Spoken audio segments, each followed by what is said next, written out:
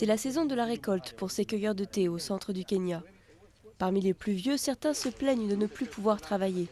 Ils disent qu'ils souffrent encore du traumatisme subi il y a 60 ans, quand des milliers d'entre eux ont été arrêtés par la police coloniale britannique et emprisonnés pendant des années.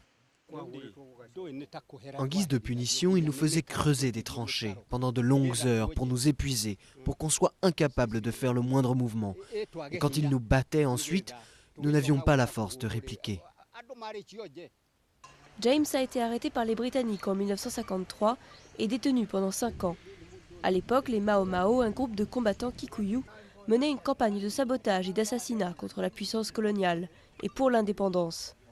Les autorités britanniques ont riposté en arrêtant des milliers d'hommes innocents, ainsi que des femmes et des enfants. Pendant la détention, nous étions battus et nous n'avons même pas pu nous laver pendant toutes ces années.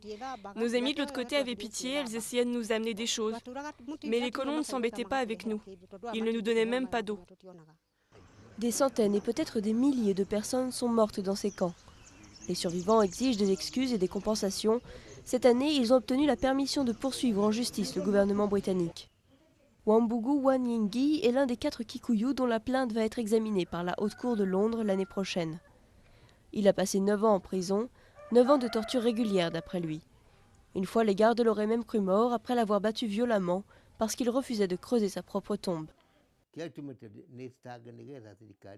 Je voudrais que le gouvernement britannique nous dédommage pour que nous puissions cesser de considérer toute personne blanche comme le diable, pour que nous puissions oublier toutes les fois où nous avons été battus et passer à autre chose.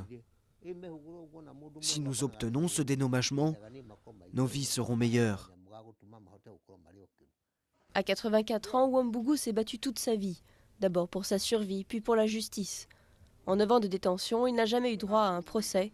L'occasion est enfin venue de témoigner à la barre pour les victimes.